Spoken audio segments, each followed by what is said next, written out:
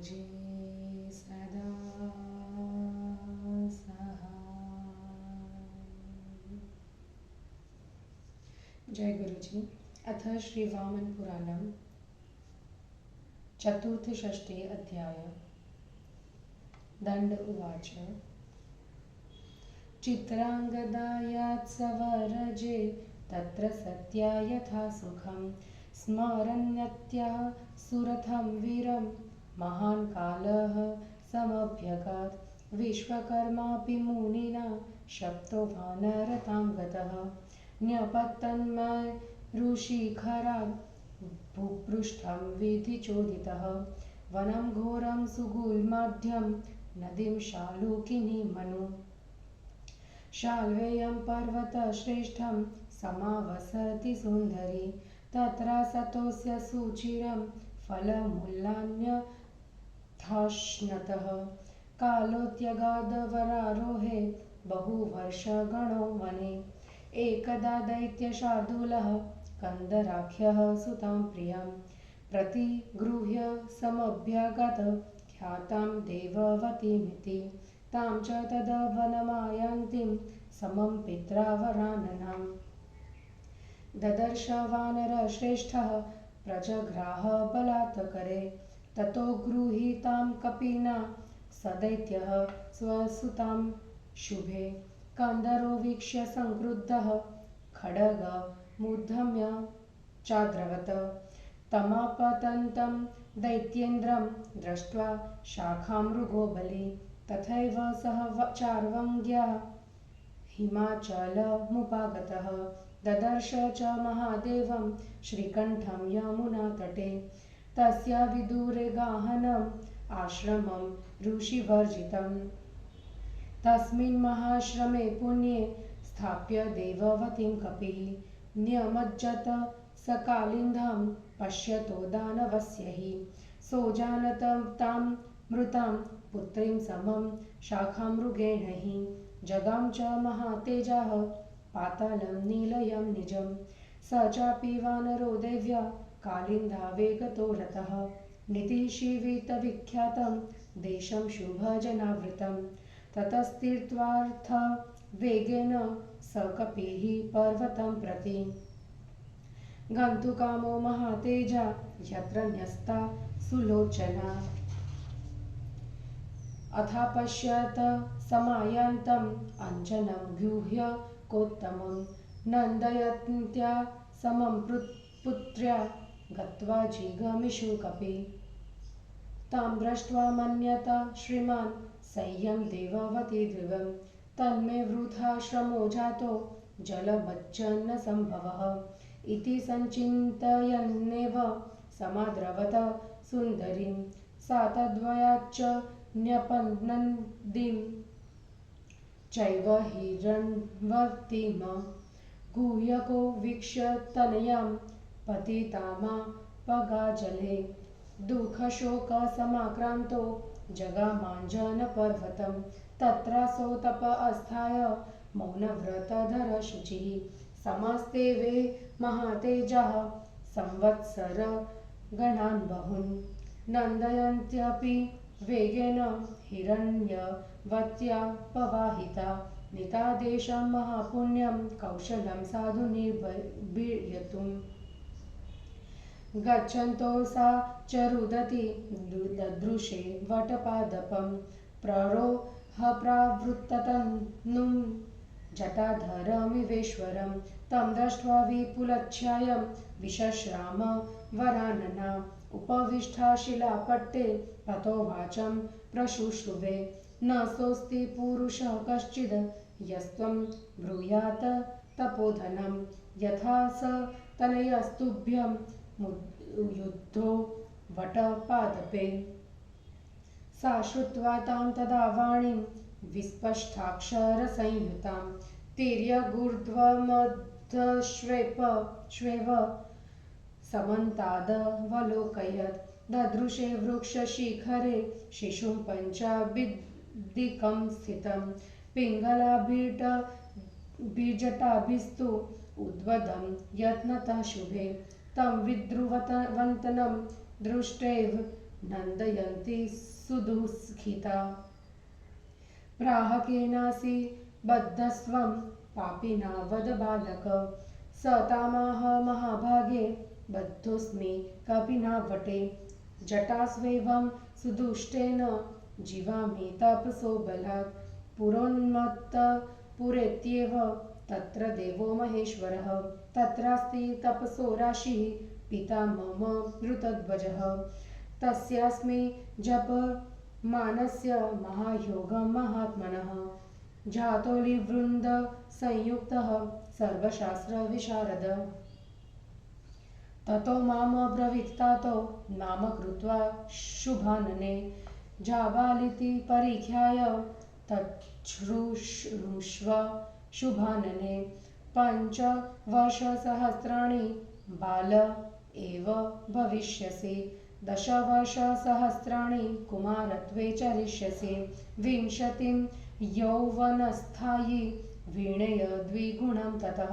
5 वर्षशतान् बालो भोक्ष्यसे बन्धनं दृढं, 10 वर्षशतान्येव कौमारे कायपीडनं। यौवने परमान् भोगान् 2सहस्रसमास्तथा, 40 वार्धके क्लेशमुत्तमं। लप्स्यसे भूमिशय्याढ्यं कदन्नाशनभोजनम्।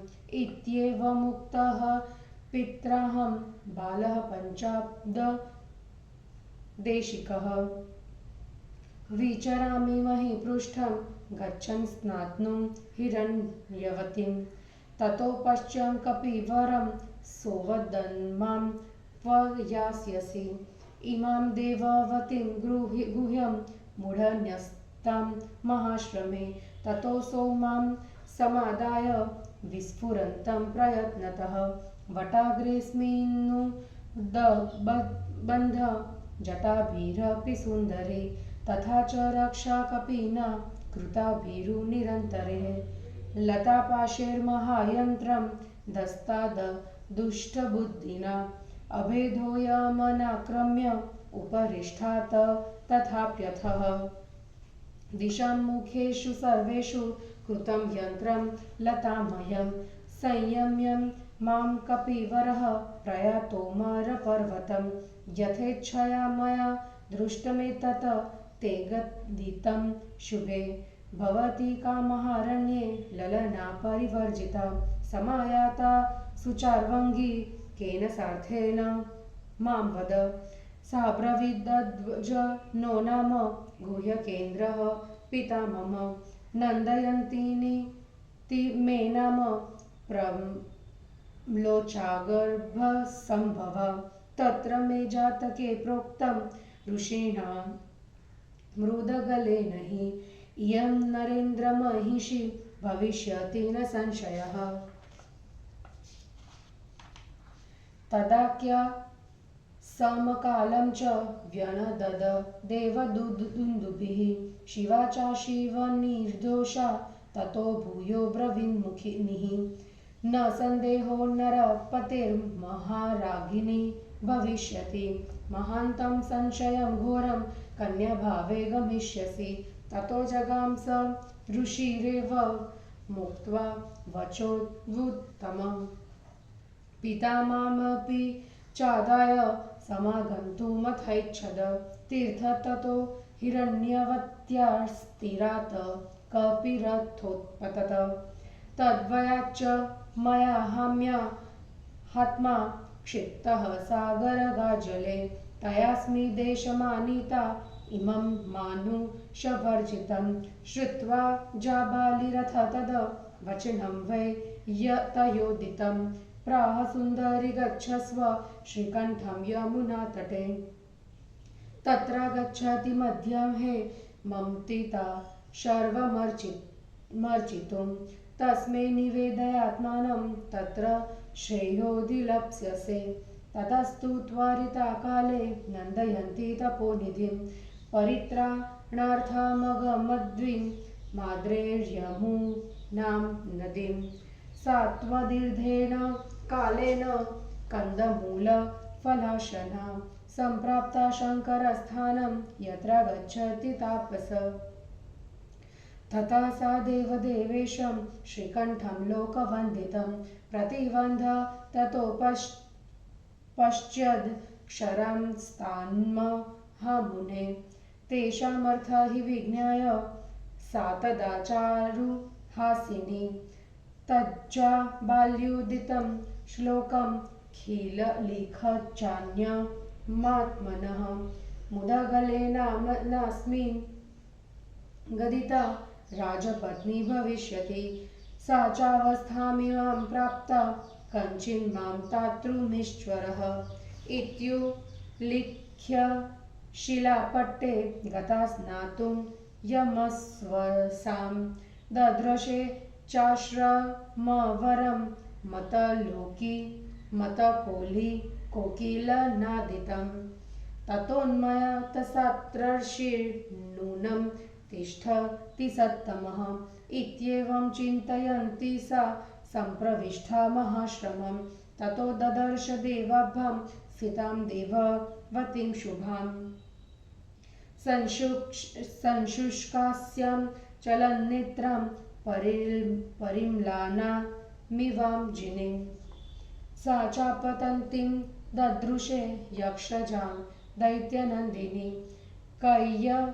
केयमित्येव सञ्चिन्त्य समुत्थाय स्थिताभवत् ततोऽन्योन्यं समालिङ्ग्य गाढं सुहृत् पप्रच्छतुस्तथान्योन्यं कथयामास तुस्तदा ते परिज्ञाततत्त्वार्थे अन्योन्यं ललनोत्तमे समासीने कथाभिस्ते नानारूपाभिरादरात् एतस्मिन्नन्तरे प्राप्तः श्रीकण्ठं स्नातुमादरात् स तत्त्वज्ञो मुनिश्रेष्ठो अक्षराण्यवलोकयन् स दृष्ट्वा वाचयित्वा च तमर्थमधिगम्य च मुहूर्त ध्यानमास्थाय व्यजानाच्च तपोनिधिः तातः सम्पूज्य देवेशं त्वरया सरुतध्वजः अयोध्यामगमतक्षिप्रं द्रष्टुमीक्ष्वाकुमीश्वरं तं दृष्ट्वा नृपतिश्रेष्ठं तापसो वाक्यमब्रवीत् श्रूयतां नरशार्दूल विज्ञप्तिर्मम पार्थिव मम पुत्रो गुणैर्युक्तः सर्वशास्त्रविशारदः उदब्धः कपिनाराजन् विषयान्ते तथैव हि तं हि मोचयितुं नान्यः शक्तस्त्वत्तनया धृते शकुनिर्नाम राजेन्द्र सहस्रविधिपारगः तन्मुनिर्वाक्यमाकर्य पिता मम कृशोदरी आदिदेशप्रियं पुत्रं शकुनिं तापसान्वये ततः स प्रहितः पित्रा भ्राता मम महाभुजः सम्प्राप्तो बन्धनो देशं समं हि परमर्षिणा दृष्ट्वान्यग्नो धमत्युच्चं प्ररोहास्त्रुतदिक्मुखम् ददर्श वृक्षशिखरे उद्वदमृषिपुत्रकं त्वाश्व सर्वाल्लतापाशान् दृष्ट्वान् समन्ततः दृष्ट्वा स मुनिपुत्रं तं स्वाजटा संयतं वटे धनुरादाय बलवानिधिज्यं स चकारः लाघवादृषिपुत्रं तं रक्षं कपिनायतकृतं सर्वलतापाशं चतुर्दिशं पञ्चवर्षशते काले गते शक्तस्तदाशरे लताच्छनं ततस्तूर्णमारुरोह मुनिर्वटं प्राप्तं स्वपितरं दृष्ट्वा जाबालिः संयतात् पिसन् आदरात् पितरं मूर्ध्ना ववन्देतु विधानतः सम्परिष्वज्य स मुनिर्मुद्धर्यान्ध्राय सुतं सत्ततः उन्मोचयितुमारब्धो न शशाक संशयतम ततस्तूर्णधनुर्न्यस्य बाणां श्वशकुनिर्बलि आरुरोह वटं तूर्ण जटामोचयितुं तदा न च शक्तो निसञ्छन्नं दृढं कपिवर्येण हि यदा न शकितास्तेन सम्प्रमोचयितुं जटाः तदावतीर्णः शकुनिः सहितः परमर्षिणा जग्राह च धनुर्बाणां श्वाकार शरमण्डपं लाघवादर्ध्वचन्द्रैस्तां शाखां चिच्छेदसत्त्रिधा शाखया कृतया चासो भारवाही तपोधनः शरसोपानमार्गेण अवतीर्णोऽथ पादपात् तस्मैस्तदा स्वेतनयेरुतध्वज स्त्राने ते नरेन्द्रस्य सुतेन धन्विना जाबालिना भारवहेन संयुतः समाजगामाथ नदीं स सूर्यजाम। हिंदी अनुवाद।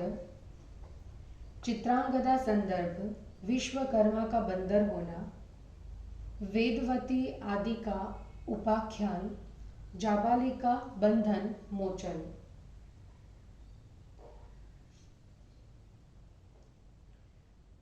दंड उवाच। दंड ने कहा, अर्जे, वहां वीर सुथर का स्मरण करते हुए आनंदपूर्वक चित्रांगदा का लंबा समय व्यतीत हो गया। मुनि द्वारा शापित हो जाने के कारण विश्वकर्मा भी बंदर हो गए। होन हारवश वे मेरु की ऊंची चोटी से गिरकर पृथ्वी पर आ गए। सुंदरी फिर वे शालुलिनी नदी के निकट घने झूरमुटों से भरे भयंकर वन वाले पर्वत श्रेष्ठ शाल्वेयर पर रहने लगे। वरारोहे उस वन में फल मूल खाकर रहते हुए उनके बहुत वर्षों के युग निकल गए। एक समय कंदर नाम का दैत्य वीर देववती नाम से प्रसिद्ध अपनी प्रिय पुत्री को साथ लेकर वहां आया। उसके बाद पिता के साथ वन में आ रही उस सुंदरी को उस वानर श्रेष्ठ ने देखा। बलपूर्वक उसने उसका हाथ पकड़ लिया। शुभे दैत्य कंदर अपनी कन्या को बंदर से पकड़ी गई देखकर अत्यंत क्रुद्ध हो गया और तलवार उठाकर दौड़ पड़ा। बलशाली बंदर अपने पीछे उस दैत्येंद्र को आते देखकर उस सुंदरी कन्या को साथ लिए हिमालय पर चला गया। उसने यमुना के तट पर महादेव श्रीकंठ का दर्शन किया। उसने उससे थोड़ी दूर पर ऋषियों से रहित एक दुर्गम आश्रम भी देखा।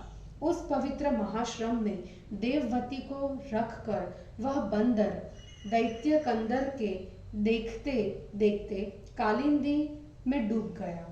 उस कंदर ने बंदर के साथ पुत्री को मरी हुई समझ लिया। अतः निराश होकर वह महातेजस्वी पाताल में स्थित अपने घर में चला गया और वेगपूर्वक उस बंदर को भी देवी कालिंदी शुभ जनों से व्याप्त शिवी नाम से प्रसिद्ध स्थान में बहाकर ले गई। उसके बाद महातेजस्वी उस बंदर ने तेजी से तैरकर उसे पार करने के बाद उस पर्वत पर जाने की इच्छा की जहां वह सुनैना रखी गई थी। इसके बाद उसने नंदयंती नाम की पुत्री के साथ आते हुए श्रेष्ठ गुह्यक अंजन को देखा। जाने की इच्छा करने वाला वह बंदर निकट गया। उसे देखकर श्रीमान कपि ने सोचा कि सचमुच यह वही देववती है, अतः जल में डूबने का मेरा परिश्रम व्यर्थ हो गया। इस प्रकार सोचता हुआ वह बंदर उस सुंदरी की ओर दौड़ा। उसके भय से वह कन्या हिरण्यवती नदी में कूद पड़ी। कन्या को नदी के जल में कूदती हुई देखकर गुह्यक दुख और शोक से विह्वल होता हुआ अंजन पर्वत पर चला गया। वह महातेजस्वी वहां पवित्रता पूर्वक मौन व्रत धारण करके बहुत वर्षों तक तप करता रहा। हिरण्यवती भी वेग से नंदयंती को विवाह ले गई और सज्जनों से सेवित महापवित्र कौशल देश में उसे पहुंचा दिया। जाते समय रोती हुई उसने जटाधारी शंकर की भांति बरों से घिरी हुई जड़ वाले एक वटवृक्ष को देखा। वह सुमुखी घनी छाया वाले उस वृक्ष को देखकर एक पत्थर पर बैठ गई और विश्राम करने लगी। उसके बाद उसने यह वाणी सुनी, क्या कोई ऐसा पुरुष नहीं है जो उस तपोधन से कहे ही तुम्हारा वह पुत्र वटवृक्ष में बंधा हुआ है। उसने उस समय सुस्पष्ट अक्षरों से युक्त उस वाणी को सुनकर चारों ओर ऊपर नीचे देखा। शुभे तब उसने वृक्ष की सबसे ऊंची चोटी पर यत्नपूर्वक पिंगल वर्ण की जटाओं से बंधे 5 वर्ष के एक बालक को देखा। अत्यंत दुखित होती हुई नंदयंती ने उस बोलने वाले को ऊपर देखकर कहा, अरे बालक, बतलाओ किस पापी ने तुम्हें बांधा है। उस बालक ने उससे कहा, महाभागे, एक महादुष्ट बंदर ने मुझे जटाओं द्वारा इस वट में बांध दिया है। मैं अपने तपोबल से ही जी रहा हूँ। पहले उन्मत्तपुर में देव महेश्वर प्रतिष्ठित थे। वहां तप के राशि स्वरूप महातपस्वी मेरे पिता ऋतध्वज निवास करते थे। महायोग का जप तप कर रहे उन महात्मा का मैं सभी शास्त्रों में निपुण एवं भौरों के समूह से युक्त पुत्र उत्पन्न हुआ। शुभान ने पिताजी ने मेरा नाम जाबाली रखकर मुझसे जो कुछ कहा उसे सुनो। उन्होंने कहा, तुम 5000 वर्षों तक बालक रहोगे एवं 10,000 वर्षों तक कुमार रहोगे। 20 वर्षों तक तुम्हारा पराक्रमण पूर्ण यौवन रहेगा और उसके बाद उसके दुगुने समय तक बुढ़ापे की स्थिति रहेगी। बाल्यावस्था में 500 वर्षों तक तुम्हें दृढ़ बंधन भोगना पड़ेगा। उसके बाद 1000 वर्षों तक कुमारावस्था में तुम्हें शारीरिक कष्ट भोगना पड़ेगा तथा युवावस्था में 2000 वर्षों तक तुम उत्तम भोगों को प्राप्त करोगे।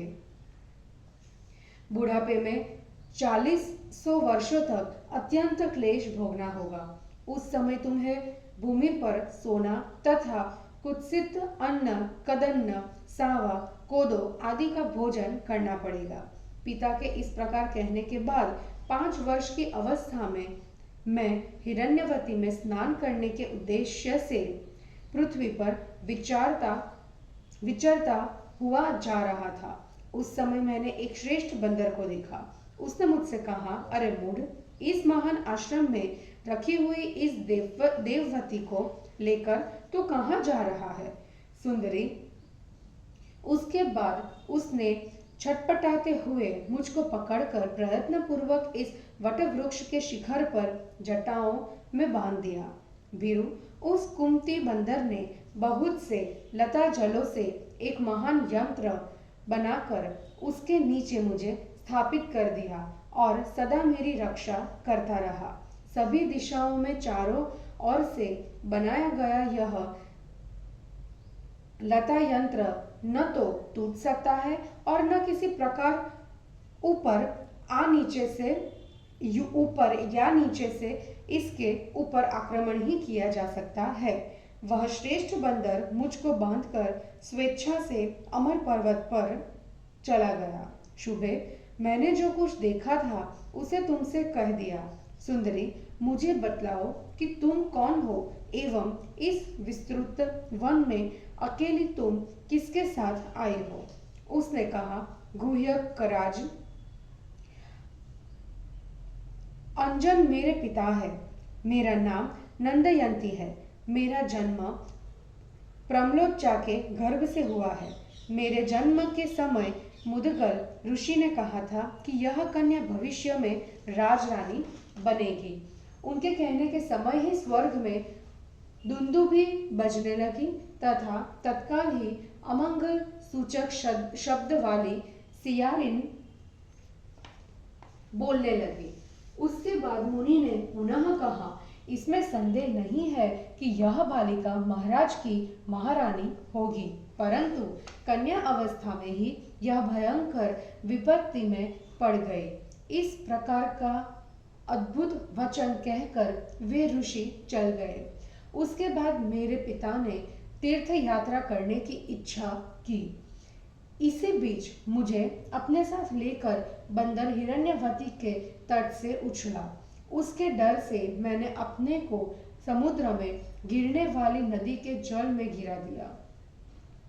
उस नदी के भीषण प्रवाह से मैं इस निर्जन देश में आ गई हूँ। जाबाली ने उसकी कही हुई बात को सुनकर कहा, सुंदरी, तुम यमुना के किनारे श्री कंठक के पास जाओ। वहां मेरे पिताजी मध्याह्न में शिव जी की पूजा करने के लिए आते हैं। तुम वहां जाकर उनको अपना समाचार सुनाओ, इससे तुम्हारा कल्याण होगा। उसके बाद नंदयंती अपनी रक्षा के लिए शीघ्रता पूर्वक हिमाचल से चल पड़ी और यमुना के तट पर तीर पर स्थित तपोनिधि के पास पहुंच गई। कंद मूल फल खाती हुई वह कुछ ही समय में शंकर के भी उस स्थान पर पहुंची जहां तपस्वी आया करते थे। महामुने, उसके बाद उसने विश्ववंदित देवादिदेव श्रीकंठ की पूजा कर उन लिखे अक्षरों को देखा। उनका अर्थ जानकर मधुर मुस्कान करती हुई उसने जाबाली द्वारा कथित श्लोक तथा अपना एक अन्य श्लोक लिखा। महर्षि मुदगल ने कहा था कि मैं राजपत्नी होंगी, किंतु मैं इस अवस्था में आ गई हूँ। क्या कोई मेरा उद्धार करने में समर्थ है?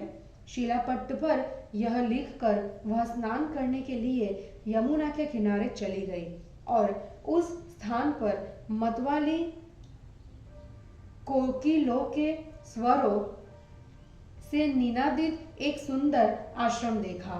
उसने सोचा, इस स्थान पर श्रेष्ठ ऋषि अवश्य रहते होंगे।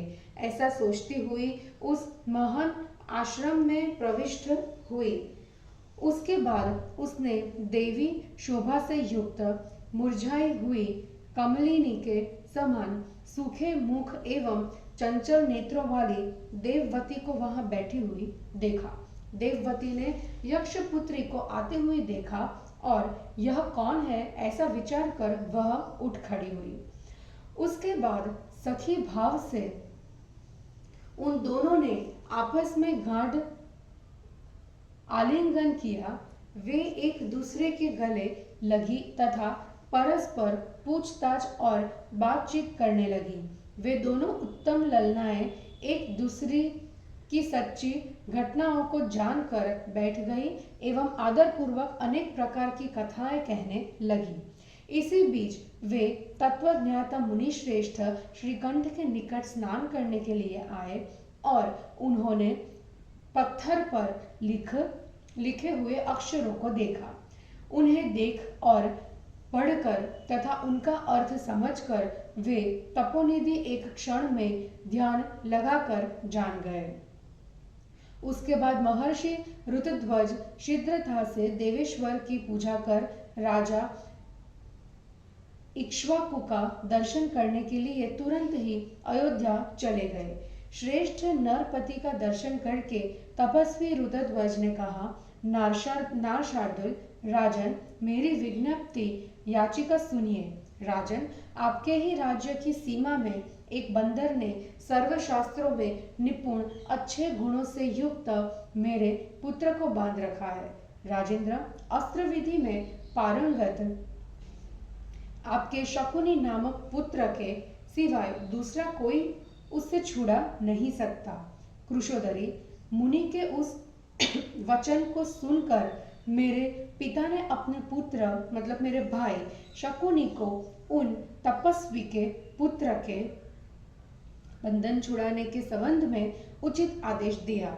उसके बाद पिता के द्वारा भेजा गया वह शक्तिशाली मेरा भाई उन श्रेष्ठ ऋषि के साथ ही बंधक के स्थान पर आया। चारों ओर बरोहों से ढके हुए अत्यंत ऊंचे वट वृक्ष को देखने के बाद उसने वृक्ष की ऊंची चोटी पर बंधे हुए ऋषि के पुत्र को बंधा हुआ देखा। फिर उसने फैले हुए उन समस्त लता जालों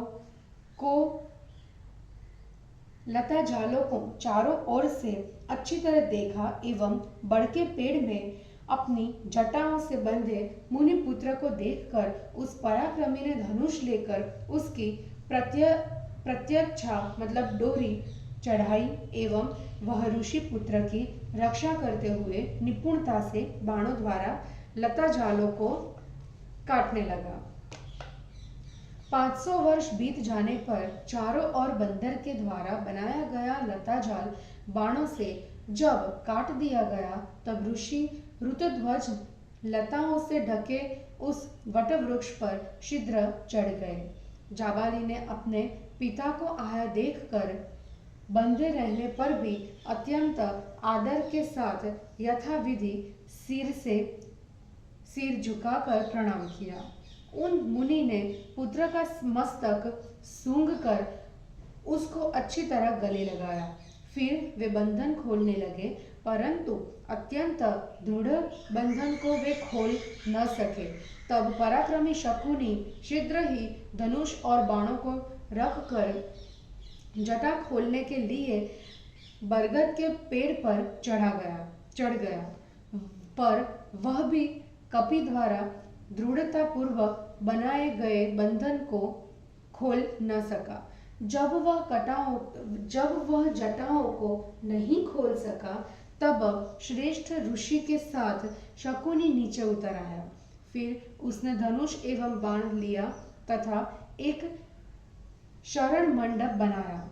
उसके बाद उसने हल्के हाथ अर्धचंद्राकार बाणों से उस शाखा को 3 टुकड़ों में काट दिया। कटी हुई शाखा के साथ ही भारवाही तपोधन बाण की सीढ़ियों के मार्ग से वृक्ष के नीचे उतर आए। राजा के धनुर्धारी पुत्र द्वारा अपने पुत्र की रक्षा हो जाने के बाद ऋतुध्वज भारवाही जाबाली के साथ सूर्यपुत्री मतलब यमुना नदी के तट पर गए। और इस प्रकार श्री वामन पुराण में 64वां अध्याय समाप्त हुआ। जय गुरु जी।